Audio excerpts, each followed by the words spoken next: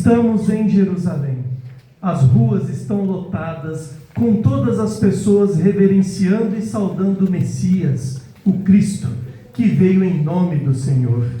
Antes de sua entrada triunfal em Jerusalém, Jesus estava hospedado em Betânia. O Evangelho de João afirma que ele ficou lá nos 6 dias antes da Pessah, a Páscoa judaica. No Evangelho de Lucas, mais precisamente no capítulo 19, versículo 41, nos é lembrado que quando Jesus se aproxima de Jerusalém, ele olha para a cidade e chora, pois já previa o sofrimento que ela passaria.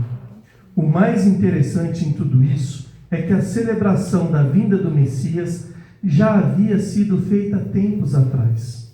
Antes que a terra existisse, antes que Deus ordenasse e cada parte do universo fosse criada, Deus já planejava o Messias. E assim foi feito. O Filho de Deus se fez homem, para que o homem fosse feito filho de Deus. E o Verbo se fez carne e habitou entre nós, cheio de graça e de verdade.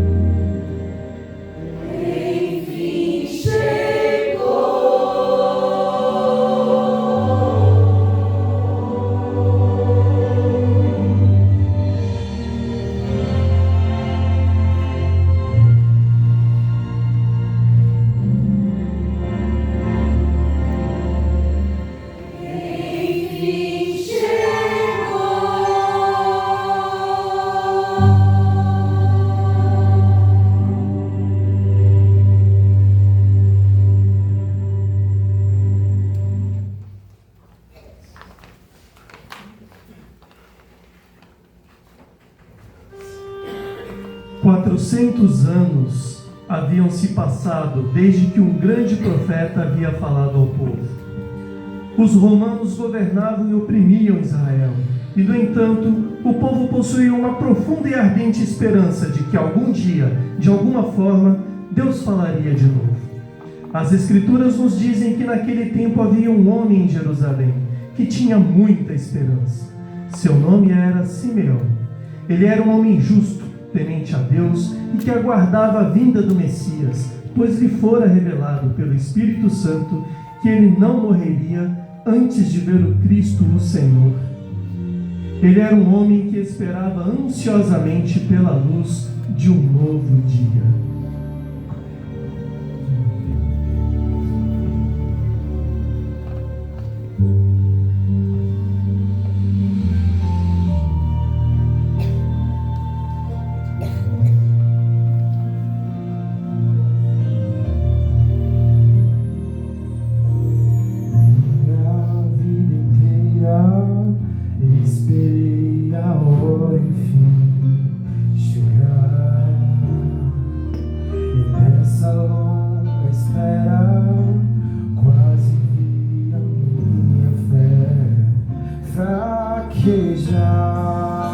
Mas confiei em ti de todo o coração, e agora te encontrei, hoje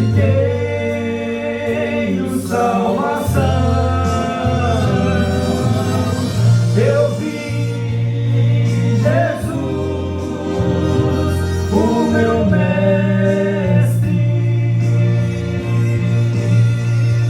a fiel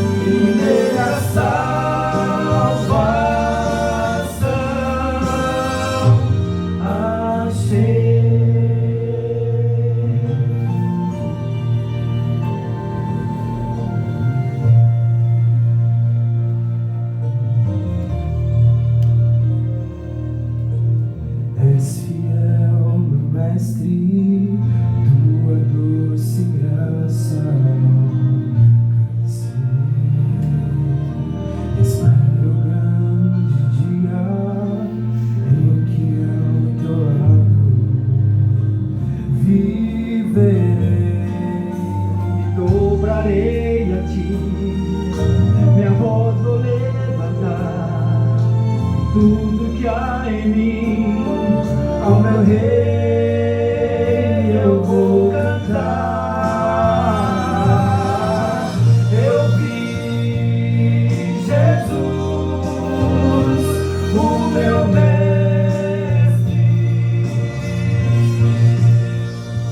a fiel promessa que esperei.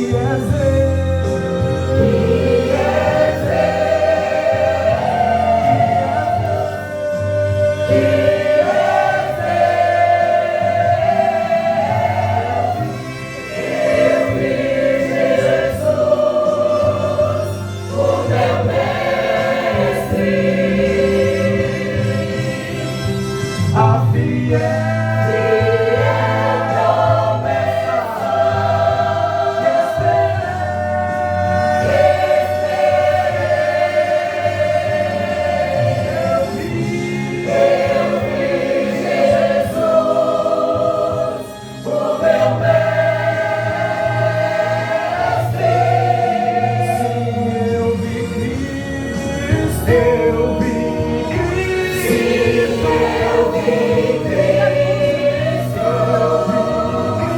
sim, eu vi Cristo, Jesus.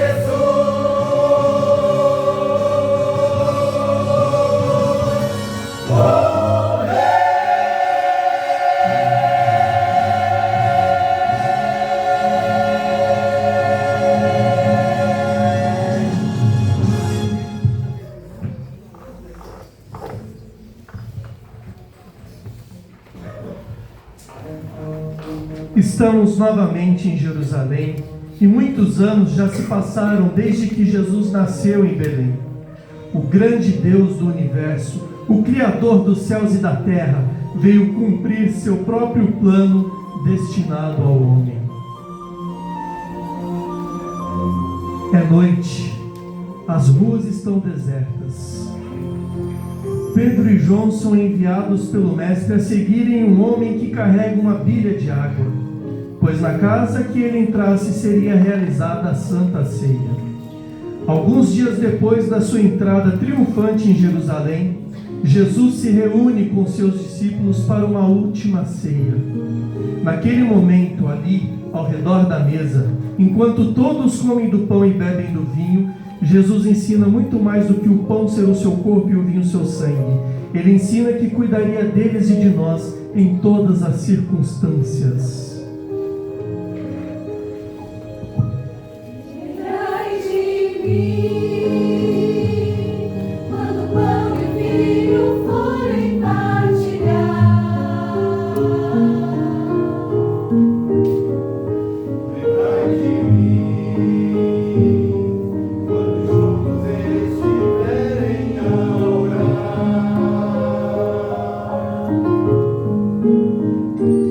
Pois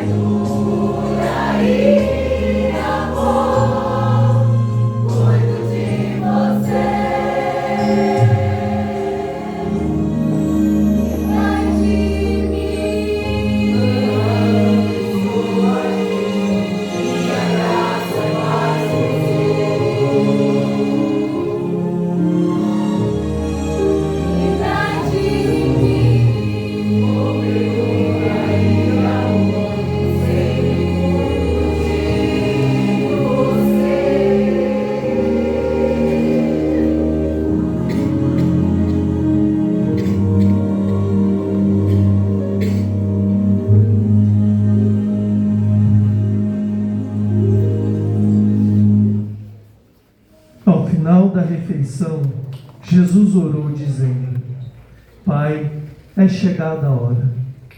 Glorifica teu Filho, para que também o teu Filho te glorifique a ti. Então, mais uma vez, o grupo fez o seu caminho através das ruas escuras, em direção a um jardim chamado Getsemane. Mesmo com seus amigos mais próximos, Jesus se sente só. Sua agonia estava além da nossa imaginação. Naquele momento, ele vive sua noite mais escura, pois o peso do pecado do mundo estava sobre seus ombros.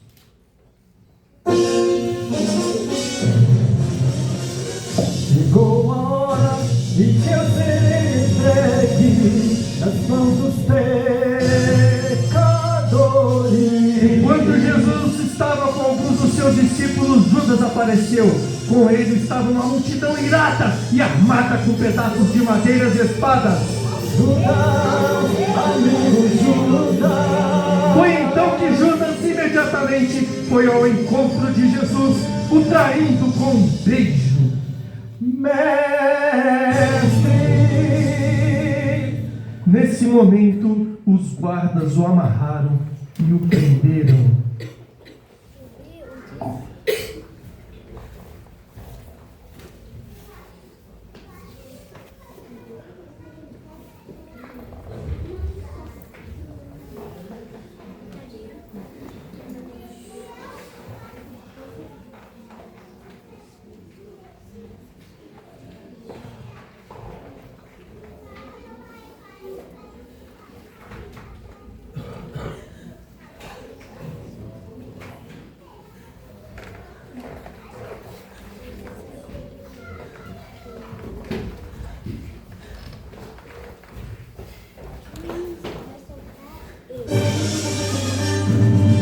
Não vejo culpa em Jesus, vosso rei. O nosso rei é César, crucifiquei. Que crime ele cometeu? Crucifiquei. Que crime ele cometeu? Então soltar o outro prisioneiro. Que soltem, libertem, que soltem Barrabás. Que soltem, libertem, que soltem Barrabás. E o que farei com vosso rei? Crucificai já. O que farei com vosso rei? Crucificai já. Crucificai-o! Mas o que foi crucificai-o? Silêncio! Calem-se todos! Quando Pilatos viu que a multidão já estava sem controle, ele tomou água e lavou as mãos na frente deles. Inocente, agora estou. São vocês os responsáveis. Sangue caia sobre os nossos filhos. O seu sangue caia sobre os nossos filhos. Levai-o daqui, levai-o para a cruz.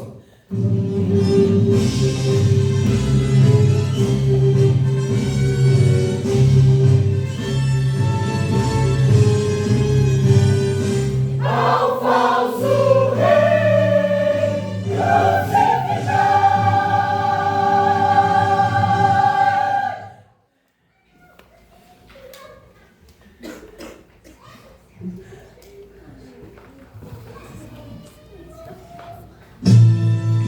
Depois de ter sido espancado, uma coroa de espinhos foi cravada sobre sua cabeça, aumentando o sofrimento.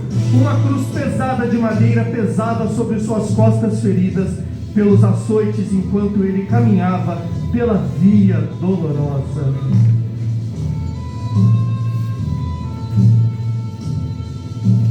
Pela via dolorosa em Jerusalém se viu soldados conduzindo meu Jesus. E o povo se acercava pra ver aquele que levava a cruz.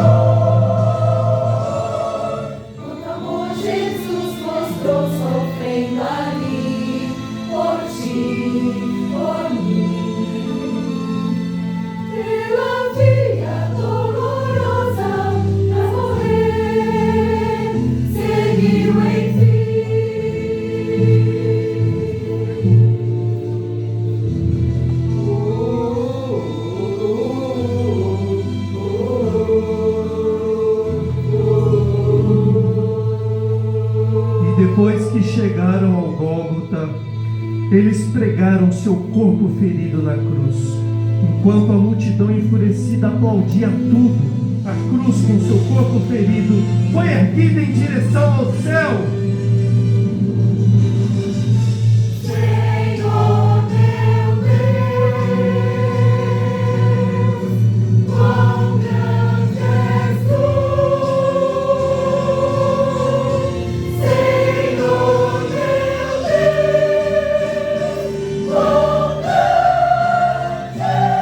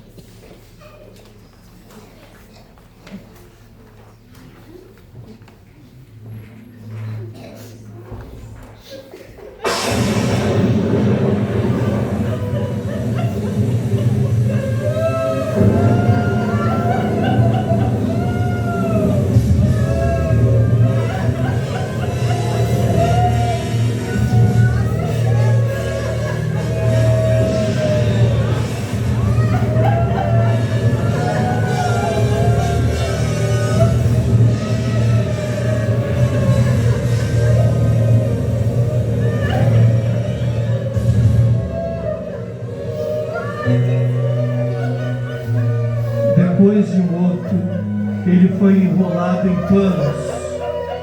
O nosso Senhor, que veio a nós como uma criança em uma manjedoura emprestada, foi colocado em um túmulo também emprestado. Ele nasceu sem nada e morreu com nada, mas pagou o mais alto preço pelos pecados do mundo. Enquanto o corpo do Mestre era retirado da cruz, Pedro observava a distância, se escondendo nas sombras, esperando não ser reconhecido. E porque Pedro, atrevido, o pescador ousado, que tinha prometido total lealdade ao Mestre, se escondia, porque havia negado a Jesus 3 vezes. Vamos lembrar como foi. Ei, eu conheço você. Você estava com Jesus, o Nazareno. Não, não sou eu. Não estava com ele. Certamente você estava com ele. Eu não conheço Jesus. Eu vi sim, você estava com Jesus. Eu não conheço esse homem.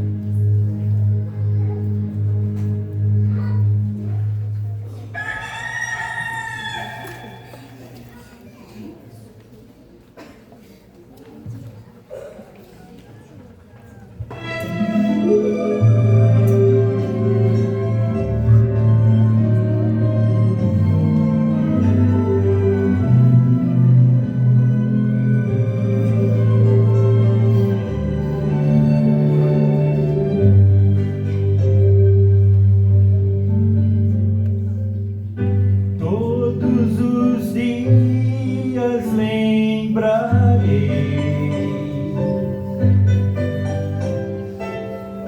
noite após noite estarei a recordar todo o mal que causei. O meu Senhor, eu neguei, que grande dor. Arrependido então, eu busco teu perdão. Sou faminto, Pai, pra ter o teu perdão.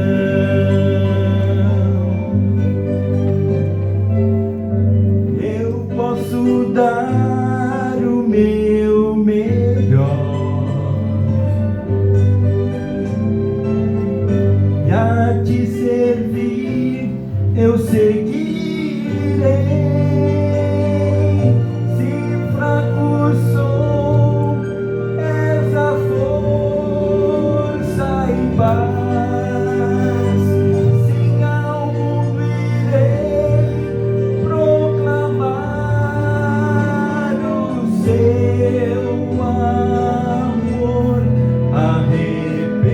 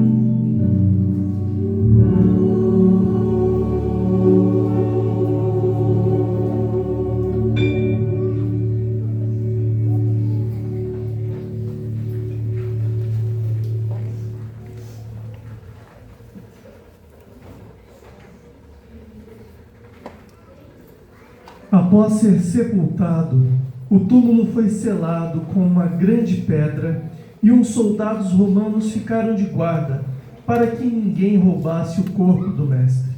No domingo pela manhã, à medida que o sol se levantava lentamente acima de Jerusalém, Maria Madalena e Maria, a mãe de Jesus, foram até o sepulcro do mestre.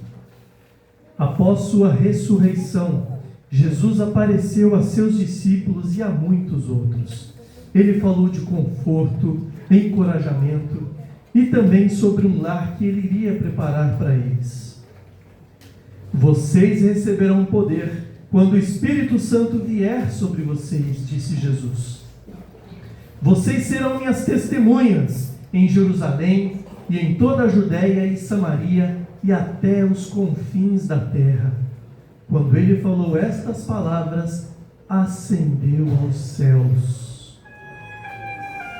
Enquanto os discípulos olhavam Jesus subir, viram 2 homens vestidos de branco, que se aproximaram e disseram: Este mesmo Jesus que dentre vós foi levado para o céu, ele voltará. Digno é o Cordeiro que foi morto, mas ressuscitou. A ele, somente a ele, sejam dadas honra, glória e louvor.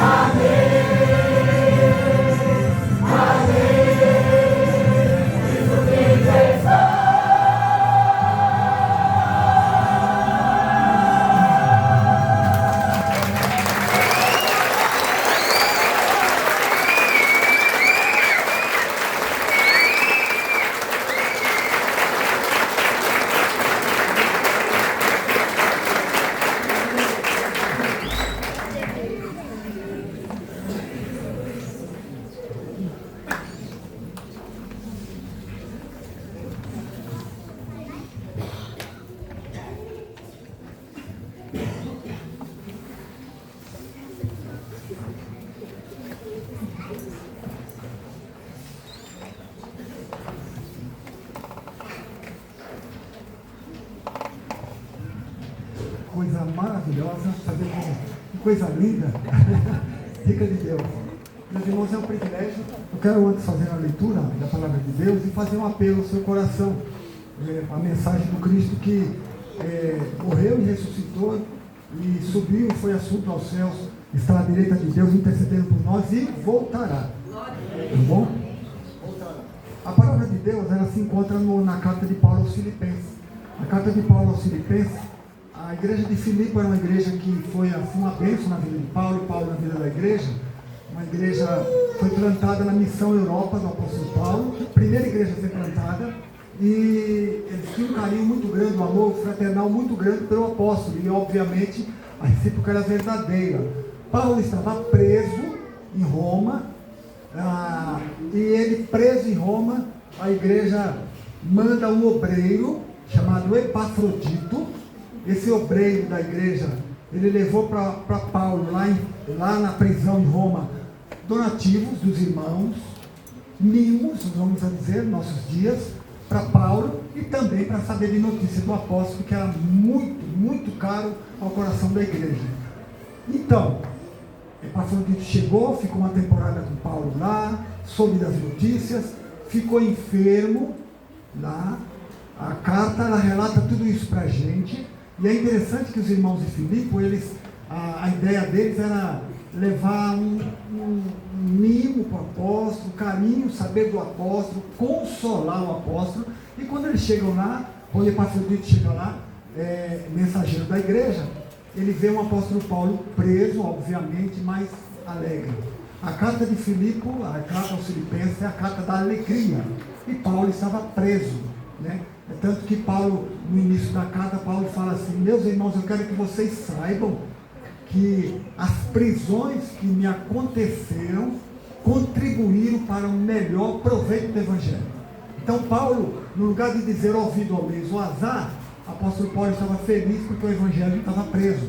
Paulo estava preso, o Evangelho não estava preso, e com a prisão de Paulo, a igreja de Filipe, ela foi desafiada a pregar a palavra, fortalecida pelo Espírito Santo de Deus, na ação, na iluminação do Espírito Santo, pregando o Evangelho e sendo alegria. Então o apóstolo Paulo, no capítulo 2, ele escreveu assim para a igreja. Essa carta, ela voltou na mão de Epafrodito para os irmãos e para o pastor da igreja de Filipe. Se por estarmos em Cristo, nós temos alguma motivação, alguma exortação de amor, alguma comunhão no Espírito, alguma profunda afeição e compaixão. Complete a minha alegria, tendo o mesmo modo de pensar, o mesmo amor, um só espírito, uma só atitude. Nada façam por ambição egoísta ou por vaidade, mas humildemente considerem os outros superiores a si mesmos. Cada um cuide não somente dos seus interesses, mas também dos interesses dos outros.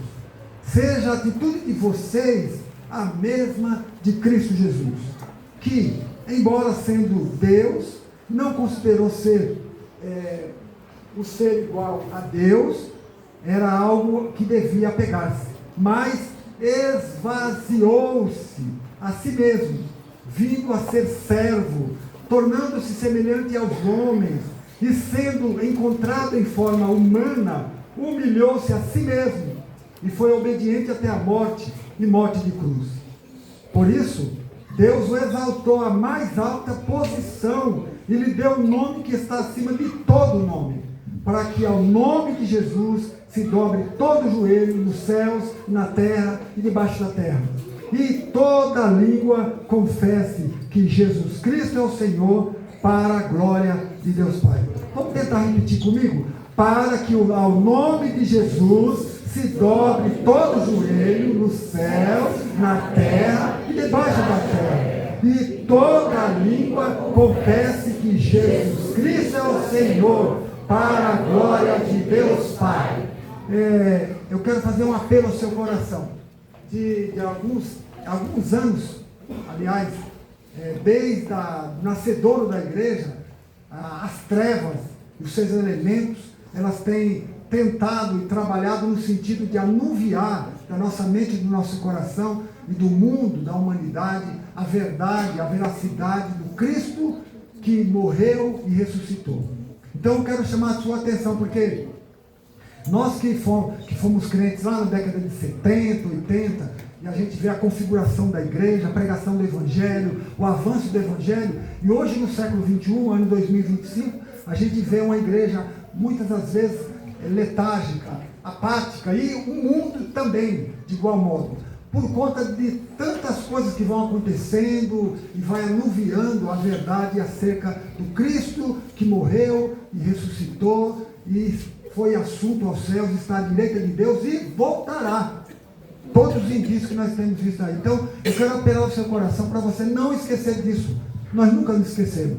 E a partir daí pregarmos o Evangelho na certeza do Cristo que ressurgiu para nunca mais morrer. E foi assunto aos céus e voltará. Então eu quero chamar você, meu amigo, minha amiga, que ainda não fez uma decisão ao lado de Jesus. Jesus pode mudar a sua vida como mudou a minha. Jesus pode mudar. Hoje nós vemos tantas filosofias, tantos pensamentos desviando completamente do foco principal. A ideia, meus irmãos, na história, no engendrar das trevas, é desviar o nosso olho, o nosso foco. Eu costumo dizer para a igreja, para a comunidade de Jardim Esperança, que existiu um animador de auditório chamado Abelardo Barbosa, o Chacrinha. O Chacrinha, ele dizia em alguns programas, ou praticamente todos os programas, eu não vim para explicar, eu vim para confundir. Essa máxima é uma máxima diabólica. Quem veio para confundir foi Satanás e seus demônios. Então essa máxima, todo sábado lá no programa, eu não vim para explicar, eu vim para confundir. Então quero dizer para você, meu irmão, minha irmã, guarde essa fé. O apóstolo, mesmo Paulo, que escreveu aos irmãos de Filipenses, quando ele escreve a carta a Timóteo, né, ao jovem pastor da igreja de Éfeso, chamado Timóteo, seu filho na fé, ele escreveu: combati o bom combate, acabei a carreira e guardei a fé. Meus irmãos, eu tenho alertado muito a igreja nos cultos de quarta-feira sobre nós guardarmos nossa fé. Nós vamos levar pancada de todos os lados e a mídia está aí para tirar do nosso coração a verdade do Cristo que ressuscitou, da verdade do Cristo que vai voltar. E aí a palavra de Deus, ela tem se configurado e a gente tem percebido que realmente a mensagem do Evangelho é uma mensagem verdadeira. É um Evangelho que muda o homem completamente, que mudou a minha vida, mudou a nossa vida completamente e nos levou novamente para Deus, para termos íntima comunhão com o Senhor. Os irmãos, um pai amoroso, que construiu todo um plano e que se consumou na história e entregar o seu filho na cruz, para que eu e você, e era a única forma, meu irmão, minha irmã, a gente vai perceber todo o trabalho da lei, todo o trabalho do templo, no Velho Testamento, do sacrifício, a gente vai perceber que tudo aquilo foi feito, mas apontava um sacrifício total, único e verdadeiro, e definitivo. Todo o Velho Testamento, o sacrifício no templo, primeiramente no tabernáculo, depois no templo, e a história rasga e o homem provou que o homem não tem condições de se salvar. O homem precisava de Jesus. Então você, meu amigo, minha amiga, precisa de Jesus. Só Ele pode mudar a sua vida. E hoje, os meus irmãos estão orando nesse sentido, para que você se renda a Jesus. Amanhã, como o cântico do cantor cristão diz, pode ser muito tarde. Nós não sabemos o que vai acontecer conosco daqui a pouco.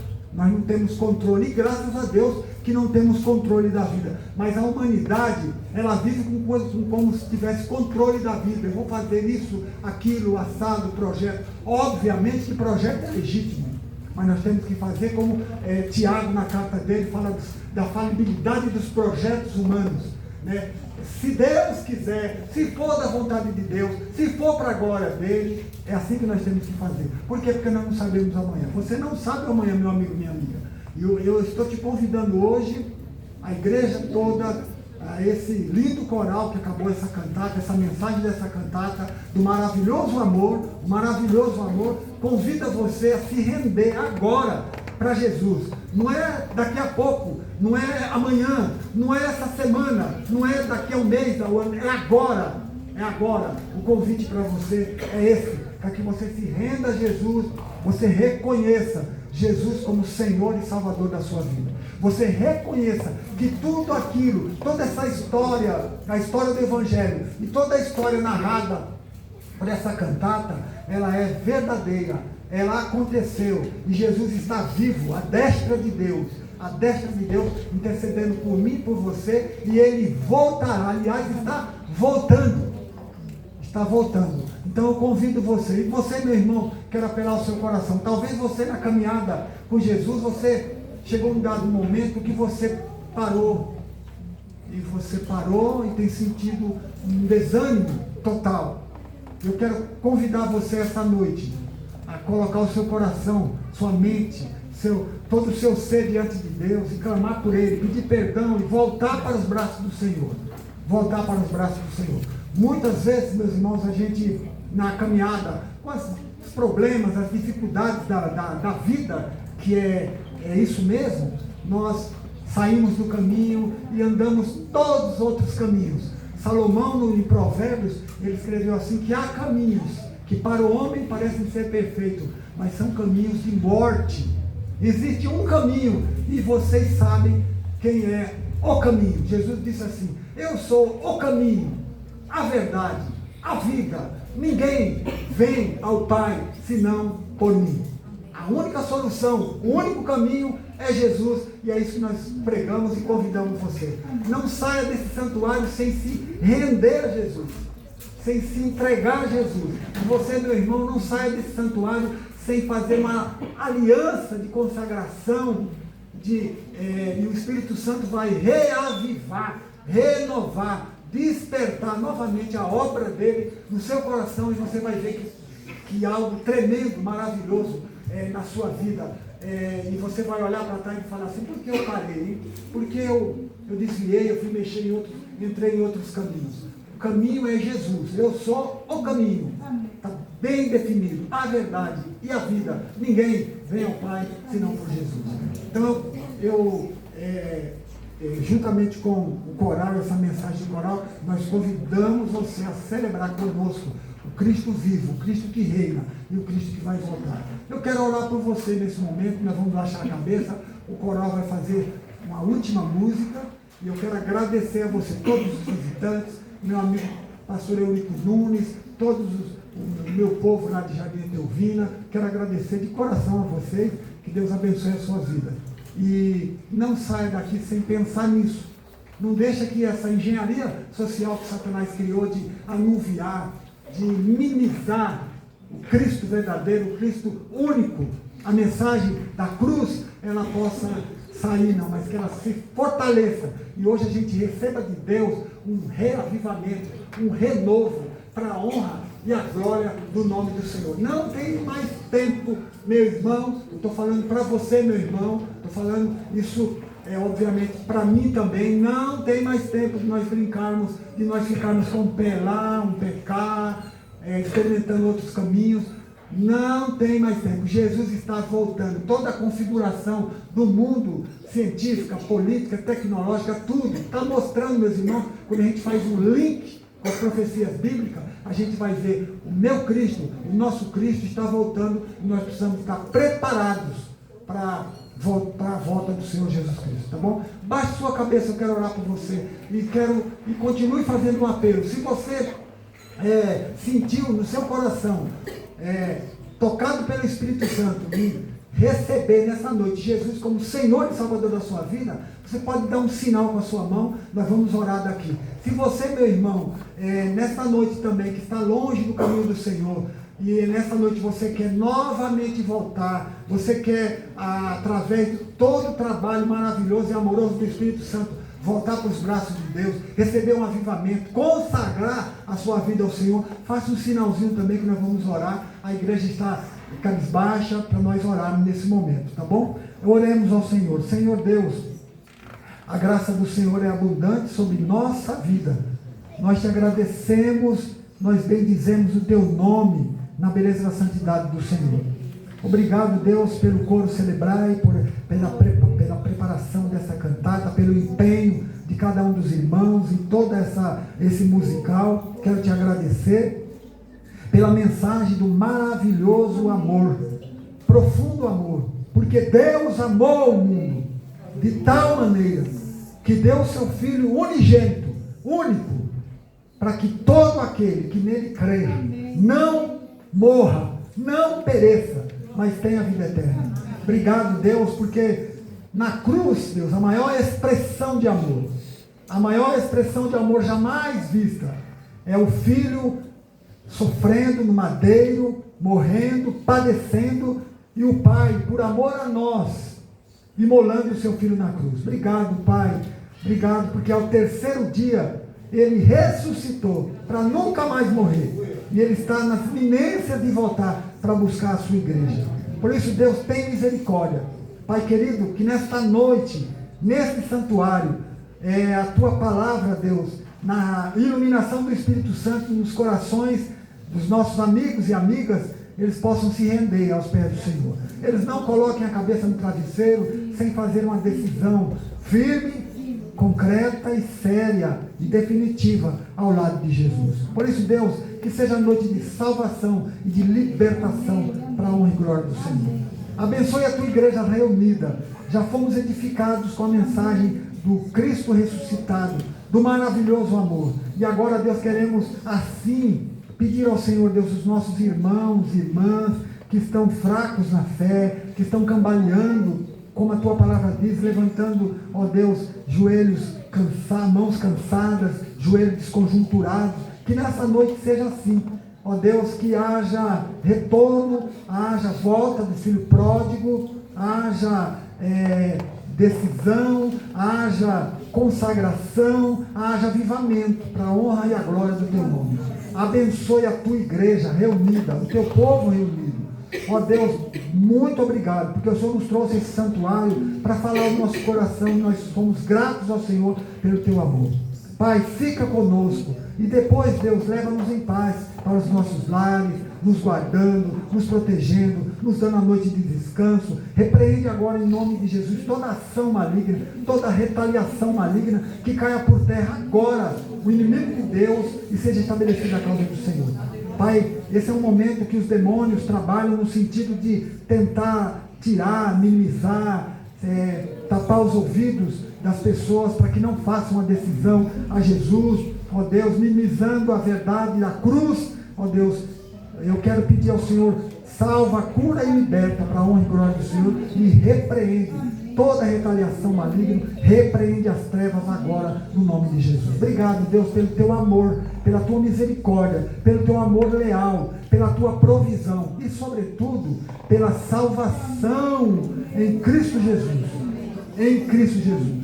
E que o amor de Deus Pai, e que a graça salvadora de Jesus, e que as doces, amoráveis consolações do Espírito Santo seja com teu povo aqui reunido, com essa gente bonita, gente do Senhor, com todo esse auditório, e aonde seu povo se reúne, e a tua igreja diz amém e amém.